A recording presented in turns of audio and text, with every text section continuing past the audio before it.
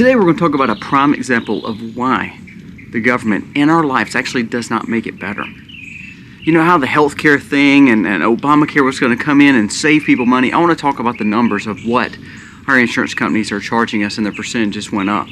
Now, I thought the government was going to help that. We're going to talk about Social Security and what they just did and what they just found out about the loss of billions of people's Social Security numbers.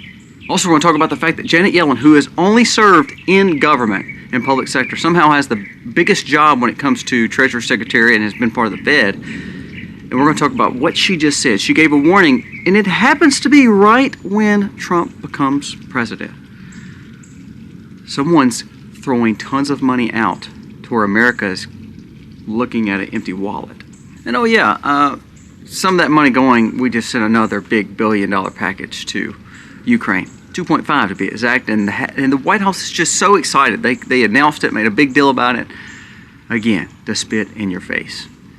And then lastly, we're going to talk about this new pharmaceutical drug that everybody's taking because they want to lose weight. It's just the easy button. It's becoming a major problem and having major side effects. Whatever happened to, look at this, good old running, good old exercise, dieting. We always want the easy button. And the easy button is what's causing us our problems here in America. Let's dive into these stories.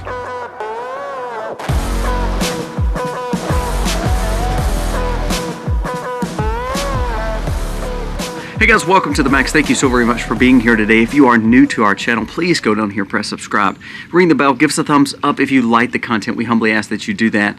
It means the world to me that you're even here, so thank you so much. Remember, we have a channel called The Life with Colby Mack. It is just a vlog behind the scenes looking at how we actually live sustainable and how we raise our families and raise food to protect us from the problems that we talk about on this channel here. Go check it out. A new video is releasing today, Life with Colby Mack. There's going to be a giveaway on that channel just about 2 days from now, just like there is here. So please make sure you're subscribed to both channels.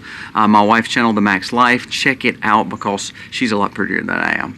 So anyways, let's jump into these stories because they are pretty serious. And the answer is always you doing better for yourself and making sure that you are putting your hope and faith in things that are more powerful and better than you, and that is not government. And here's why. Let's go through these stories. It's going to blow your mind. Now, we did just give another $2.5 billion package to Ukraine. Something that, again, we're throwing so much money at this problem and nobody wants to address it. And what blows my mind is we always said we had checks and balances. We had, three branches of the government. Somehow we seem to forget that this money was allocated by Congress and Biden is just sending it out. Why are we not appropriating these funds different? Why are we not holding these funds? Why are we not locking these down in lawfare? I mean, we lock everything else in lawfare down, but for some reason, the money going to Ukraine, we don't. Because probably the kickbacks. Now let's go, I want to look at one more thing, talking about kickbacks. This is a new story. It said, Kamala Harris is set to receive $20 million on a new book deal. Now you're like, oh, that's no big deal. Connect the dots. This is the exact same amount that her campaign overspent in debt. And this goes back to a story that Wall Street Apes has shared. It said Barack Obama awarded Pearson Publishing $350 million to create a Common Core curriculum back when he was president. After leaving his office, a subsidiary published an Obama book for $65 million book deal. Do you see how this works? Government uses funds like the $2.5 billion we just sent to the Ukraine on top of the other $250 billion we've already sent. And somehow there's loopholes where this money filters back. Isn't it amazing how Obama got a book deal from the same people he gave the contract to write the Common Core curriculum? $65 million. Isn't it amazing that all these people gave to Kamala and she's still asking Democrats to pay her bills, and all of a sudden she's awarded a $20 million book deal, but she was $20 million in debt. Now, how does that work? How does it all of a sudden just pay it straight out and just covers all the debt that she had? This is what I mean by the government cannot control your money. Let's jump into a few more stories that represents that. Guess what? Social Security. You have to pay Social Security. You have to make sure that you funnel that money in to Social Security. The government wants to keep a record of you, so they use a Social Security number.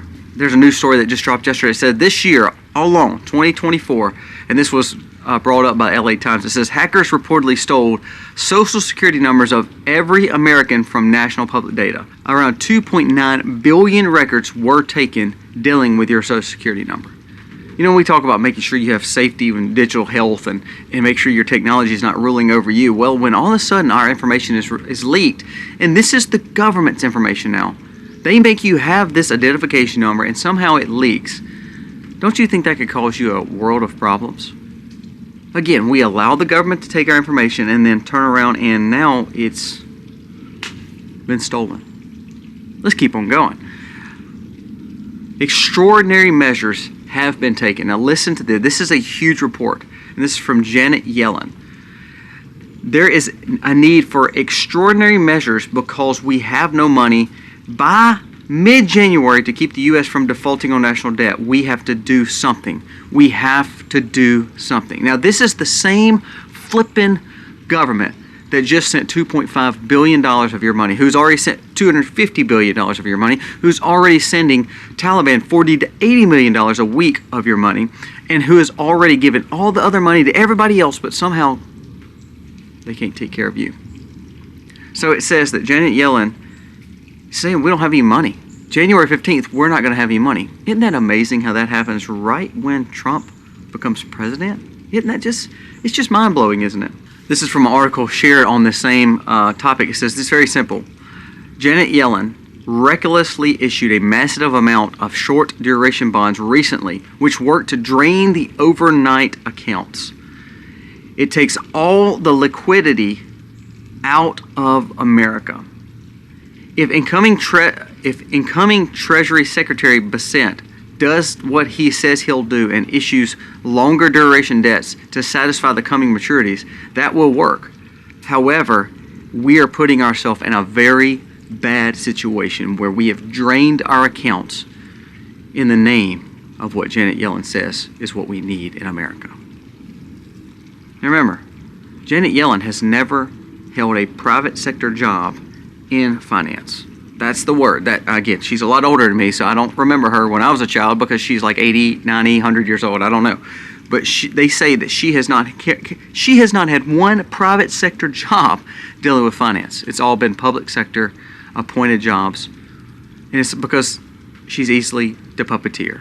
That's the truth. Another story, the federal debt has fallen $77 billion over the last 2 days. And you're like, oh, Kobe, that's a great thing. What are we complaining about? We're just talking about not spending money. Listen to this.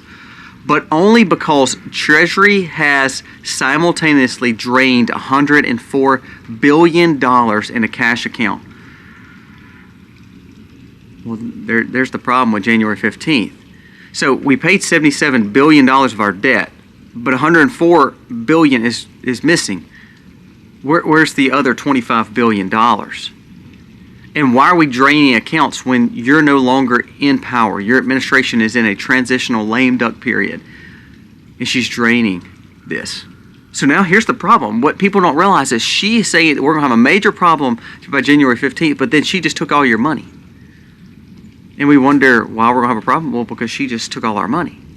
That's like a robber saying, I'm going to come rob the bank and then call the police and say, look, I just robbed the bank. There's a problem at the bank. They can't cover all the debts. There may be a problem. Well, because he just robbed the bank. That's the problem. There's an account on Twitter that shared, it said this, I thought it was good. It's from Wall Street Map. It says, Janet Yellen has been draining the cash of the government checking account prior to January 1st. The debt ceiling currently is not fixed to an amount. It is unlimited till January 1st. Debt ceiling was raised, so now she's blowing through the money. Listen to this. So if cash is low on January 1st, then Trump administration immediately starts off with a major debt problem and less assets. Do you see this system that the government is supposed to tell you to believe in, to know it's going to work for you and help you out, but then all of a sudden they're robbing us blind and sending our money out? I'm still wondering where the other $25 billion from that account is. And this is why Trump's plan probably won't work. Trump just came out and said he wants to put term limits to oust majority members of Congress to where they've been there too long. Trump pushed for term limits that would cap House members to 6 years, 3 terms, and senators at 12 years, 2 terms. Under these rules, 73% of the 115th Congress would lose their seats, including 318 House of Representative members, 46 senators. This dramatic overhaul would drain the swamp. But do you honestly believe they would pass that? 73% of these people would lose their job. These are the people that's making all these policies and taking the fact of appointing all these people in these positions, that's spending your money and telling you that the government has the answers, including Republicans too, because this is the same thing. While the MAGA and the conservatives and libertarians are infighting, the Republican rhinos are setting their policy. They're going to put Mike Johnson back at Speaker, and they're going to have Thune right there at Senate, and they're going to do what they want because we are infighting in the Republican Conservative Party. But then at the same time, these are the kind of policies that's got to pass that will never pass, because the people that's got to pass them are the ones putting their own nail in the coffin. They're hurting their own money. And two more stories dealing with the government, and then we're going to talk about the medication. An ex-CIA officer says, this is the director of CIA, made a new policy when he was part of the CIA. And he said, I just got out. This was during the time of Obama and Bush. Listen to this. He says, when we were in there, if we said Merry Christmas, we would face punishment. And this is a warning to Christians serving in public sectors. Also exposes Barack Obama was behind the eliminating religious freedoms from the Department of State. He said, when I served, it was a warning to us that was conservatives, that served in the military or that served in government, especially the CIA, that if we believed in Christianity or we believed in Christmas, we were actually held for punishment. We'd be reprimanded. It says, when I was in the CIA, we were ordered into a conference room. This comes down from the director of CIA. You can no longer say Merry Christmas in any office space. You cannot have a manger scene on your desk. You cannot do anything like this that represents Christmas or Christianity, or you will face administrative penalties. The CIA was actively against Christians while they were trying to serve the DEI method, is what this gentleman is saying. And he says this, last quote, he says, going back to Obama, how they attacked Christians and eliminated the religious freedom from the Department of State, I have no idea why they let it happen. Why the other people allow it to happen. This is our government. This is the people that's leading us. And oh, by the way, here we go. Insurance. Obamacare. We have regulation on the insurance industry. I want you to listen to this. Since the U.S. family is now having problems financially and taking care of themselves monthly, let's go over the numbers with insurance. In 2000, a family spent $6,000 a year in insurance. That's still high. That's, $500 a month. 2015, when he left office, $18,000. So it tripled since 2000. In 2024, it is $26,000 a year for a typical household family to have insurance. $26,000 a year. You wonder why they are trying to get you on the government? The government didn't save money. All it did was pass that cost where government and big insurance companies would make piles of money and the people would be subservient to the insurance and to the government coverage. It's went up $20,000 in 24 years. That's 342%. Has your salary went up 342%? No. So government trying to fix health care made it worse.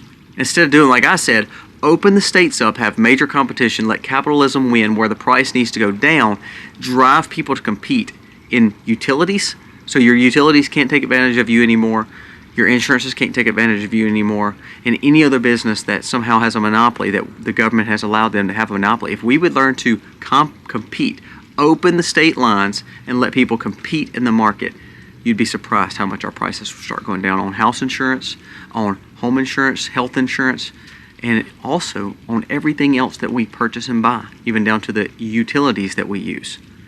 You know, I can't shop out my utility. It has one person that provides energy, and guess what? If I don't like it, too bad. You go off the grid.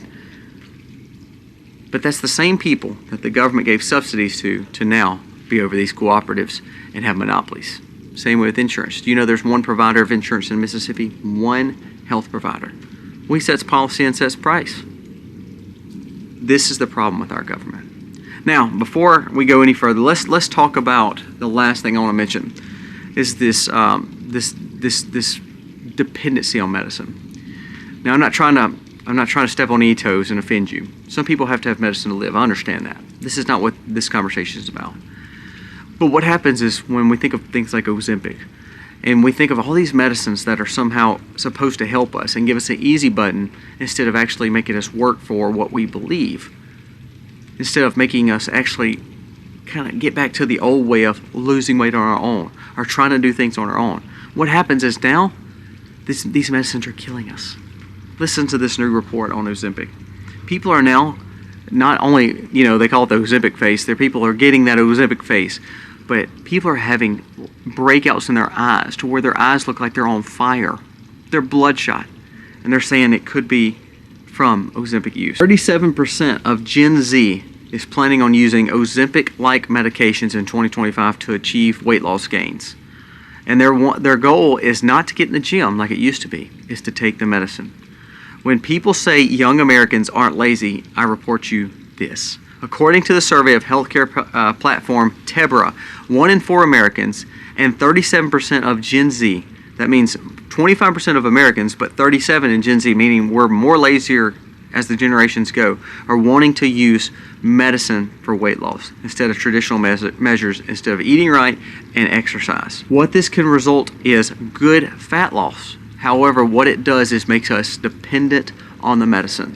What they're realizing is these medicines, over years, when we get on these kind of medicines, they end up having major problems and side effects. And it blows my mind that we will dog out somebody wearing a covering, which I do, and getting this in their arm, which I do, but then at the same time, they will be the same people that will pop these pills to get the weight loss goals that they're wanting. The health problems around this stuff and the dependency now that's getting provided. Ozempic was started kind of as a diabetic drug. Now they're saying it's causing some problems, and it's causing the people who actually need it not ableness to get it, and then it's causing the price to go up. Guess what else? Bernie Sanders and all these wonderful people who say they're for you, most of them are wanting Ozempic to be covered in Medicare coverage. So that means now the government is going to pay for all these people to be on these drugs, to have the easy button, and actually cause detriments to their health. Because when we put ourselves as a dependency on a medicine instead of on the food that God's given us, or the way we exercise, or being just a good steward and understanding this, our body is a temple and we shouldn't be just putting random junk in it. What we're doing is we're building a dependency on the government, the same government that took your money, the same government that is bankrupting us by January 15th with no money, the same government that sent $40 to $80 billion to the Taliban, and now Taliban and Al-Qaeda are fisting a fight over Pakistan and Afghanistan again, 20 years later after trillions spent. The same government that lost your Social Security numbers. This is the people leading us. You know why we need term limits? Because these people in Washington are getting filthy rich off our money. And Trump's plan, although it's good, it'll never pass. Because these people are narcissistic and selfish. I told you once before, the only way that you're ever going to get a term limit bill passed is grandfathering. I don't want a grandfather, but that's the only way you're going to get it passed. You make this Congress, the 115th Congress, sign a bill saying that we're going to set term limits for when their seat comes up. And when they lose or when they retire, the next person that inhabits that seat is in the term limits. Now, it should be now, but 73% of people are not going to sign that. Come on, you know that. As good as I know it, you know it, Trump knows it. It sounds good for some people to say they want term limits, but the only way they're going to get term limits is if they grandfather it in, meaning you set it for the next time the seat is open. So like, for instance, how Gates got out and Stefanik got out and Walsh got out, those seats would then become a term limited seat. That's how you've got to do this. And every state should adopt this, because if we want responsibility with our tax-paying dollars, it's not going to come from leadership in Washington. It's going to come from grassroots means, common sense folks talking to their states and trying to set new policies. Because what is happening in Washington, I mean, look, they're literally spending all the money to where your next president, who everybody wanted, will go in with a massive amount of debt and have no cash flow, and his new Treasury Secretary will have to pull it from the pit of Hades based on what Janet Yellen's doing. Isn't that amazing? Guys, you know what this means? It means you take care of yourself. It means you have to be on the right paths. It means you need to get in the gym and exercise. You need to be the healthiest you can be to raise your family, to raise your food, and to make sure that you're taking care of everybody in your family. No one's coming to help you, but everybody's taking advantage of you because they're taking your money and taking your assets. We're going to be talking about a story in just a few days about Social Security, how as much as they're making you pay in, you're only getting about a 15th of what you're actually paying in, especially if you're someone that's a higher income earner. They want you to be a prisoner in their system. Guys, let me know your thoughts on this video. Think about it. It's eye-opening what's happening, and the things that are happening is against you. So it takes you focused on making sure you and your family are safe, keeping your spiritual eyes open, knowing that God is watching over you, and having faith in that. And know that the only way the future is going to look bright is when you start being proactive, start being prepared, and start focusing on not believing someone in Washington is going to fix your problems. Guys, thank you so much for watching. God bless.